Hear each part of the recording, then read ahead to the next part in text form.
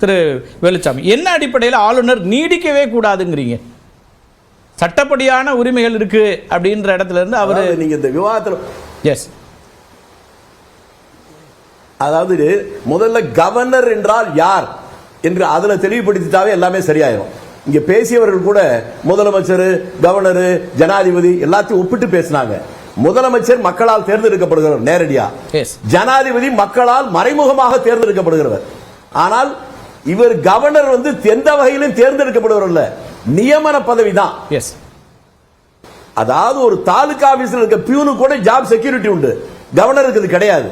British ரெஜிம்ல வேணா கவர்னருக்கு அதிகாரம் இருக்கலாம், இவங்களுக்கு கிடையாது. நம்ம நண்பர் சொல்லும்போது சொன்னாரு நாகாலாந்துல இருந்து கணக்கில் வருமானு. நாகாலாந்துல கணக்கில் எடுத்துக்கிட்டா தான் இவர் யாருன்னு தெரிஞ்சுக்க முடியும். நாகாலாந்தில் இவர் கவர்னராக இருக்கிற போது அங்க இருந்த ஆளுங்கட்சி பிஜேபி, காங்கிரஸ் அல்ல அல்லது கம்யூனிஸ்ட் அல்ல. அந்த பிஜேபி ஆட்சியில் இருக்கிறவர்களே இவர் சரியில்லாத மனிதர், கவர்னர் பொறுப்பிலிருந்து விலகி ஏதோ தப்பு தப்பா பேசுறாரு, நம்ம அவர் சொன்ன மாதிரி அந்த வார்த்தையை நான் பயன்படுத்த கூட இல்ல, அப்படி எல்லாம் பேசுறாரு, ஆகவே இவரை அனுப்பணும்னு எதிர்கட்சி, மாணவர் அமைப்பு, எல்லா காங்கிரஸ் உட்பட கம்யூனிஸ்ட் உட்பட எல்லோரும் சேர்ந்து தீர்மானம் போட்டு இவரை வெளியே அனுப்புன்னு சொன்னாங்க. அப்ப எப்படி இருப்பாரு? சில பேருடைய ஜென்ம புத்தி எப்படி மாறாது, அதை போலத்தான் இவருடைய ட்ராக் ரெக்கார்ட் அப்படித்தான் இருக்கு. இவர் இன்னொன்னு சொன்னாங்க, அவர் போய் கல்லூரியில் பேசுறதுக்கு உரிமை இல்லையான்னு கேட்டு. அவருக்கு அது இல்லை வேணாம்.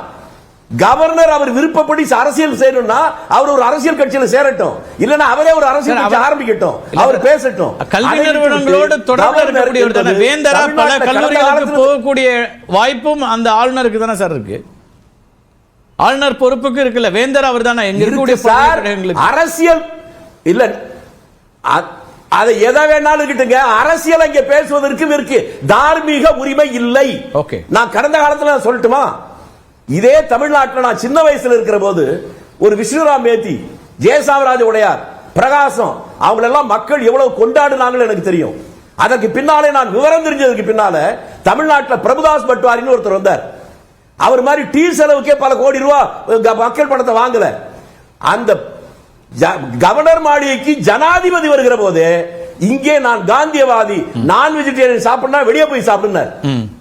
அதுவோடு நிறுத்தல. இந்த நாட்டினுடைய சுதந்திரத்துக்காக போராடி வயது முதிர்வின் காரணமாக வயோதிகத்தில் அவருக்கு பார்க்கறதுக்கு ஆள் இல்லைங்கிறதுக்காக கிருப்பணாணியை கொண்டு வந்து கவர்னருடைய மாளிகையில வச்சு அவருக்கு ட்ரீட்மெண்ட் எல்லாம் கொடுத்தார். இப்படிப்பட்ட மனித புனிதர்கள்லாம் உட்கார்ந்து இருந்த இடம். இங்க உங்க விருப்பம் போல டீ குடிக்கிறதுக்கு கோடிக்கணக்கில் செலவா?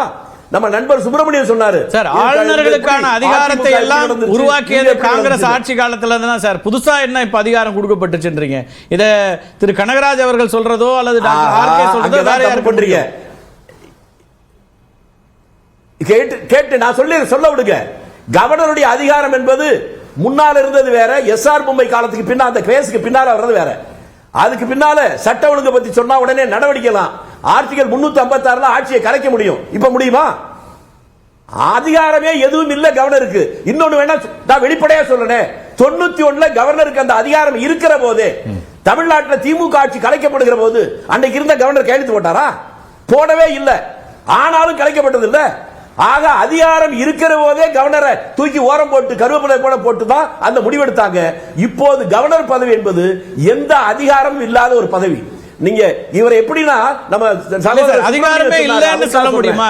அமைச்சரவை எடுக்கக்கூடிய முடிவுகளை அவர்கிட்ட கோப்புகள் காத்திருக்கிறது, அவர் கோப்புகளுக்கு கிளியரன்ஸ் கொடுக்கலங்கிறதுனால தான் நின்றுட்டே இருந்துச்சு. அப்ப ஏதோ ஒரு வகையில மறைமுக அதிகாரம் அங்க இருக்கு அப்படின்ற மாதிரி தாங்க அவர் இல்ல. அதைத்தான் நான் சொல்றேன், அவர் கொடுக்கணும், கொடுக்கலனா திரும்பி தீர்மானம் போட்டு அனுப்பிச்சுனா போட்டே ஆகணுங்கிறதா சட்டம். இவருக்கு நிரந்தரமா வச்சுக்க முடியாது. சட்டத்துக்கு புறம்பா அவர் செயல்படுறாரு. அதை நாம முதல்ல கருத்துல கொள்ளணும்.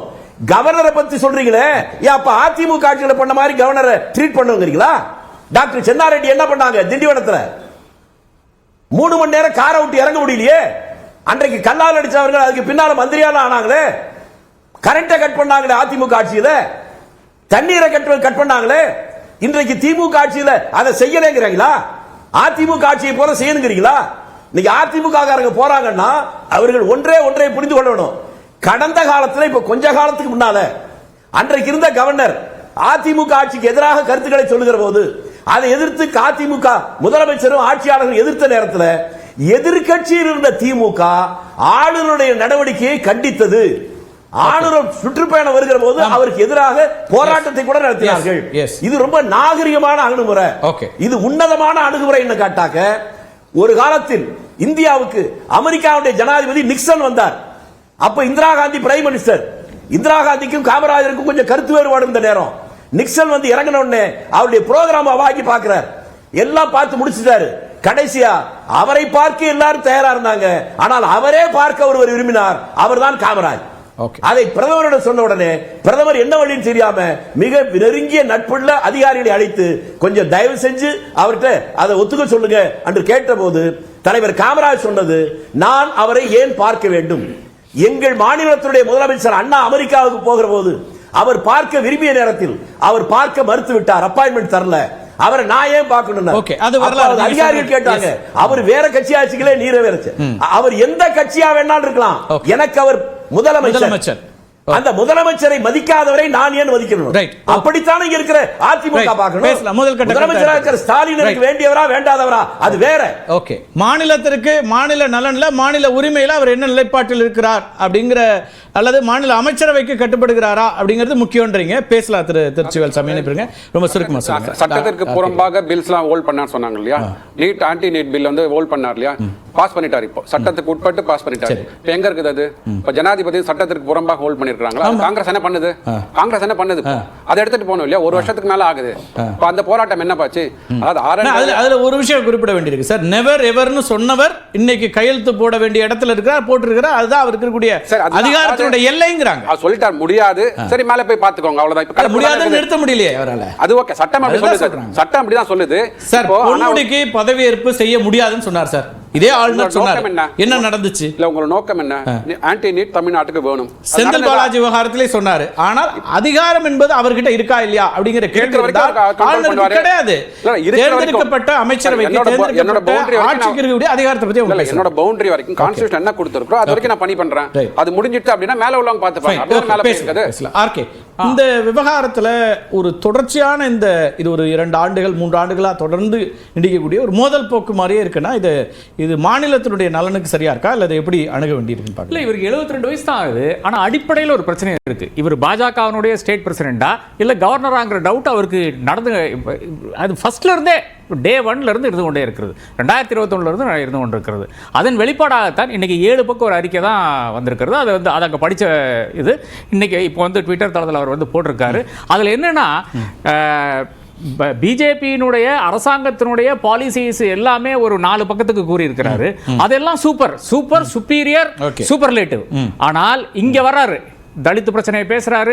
இது அரசாங்கத்துக்கு ஒரு செக் அண்ட் பேலன்ஸா கூட பார்க்கலாம். அதாவது சாதாரண காலத்தில் இவர் ஒரு அரசியல்வாதியாக செயல்படவில்லை என்றால், பாஜகவினுடைய ஸ்டேட் தலைவராக செயல்படவில்லை என்றால், இவருக்கு என்னது, இவருக்கு என்ன தோணுதுன்னா, இவர் தான் அண்ணாமலை நினைச்சுக்கிறாரு நினைக்கிறேன். அப்ப அண்ணாமலை என்ன பண்றாரு எனக்கு தெரியல. இவர் இந்த மாநிலத்தினுடைய நடந்து அத்தனை பிரச்சனைகளும் வந்து போடுறாரு. ட்ரக்ஸை பத்தி பேசுறாரு, தலித் இஷ்யூஸை பத்தி பேசுறாரு,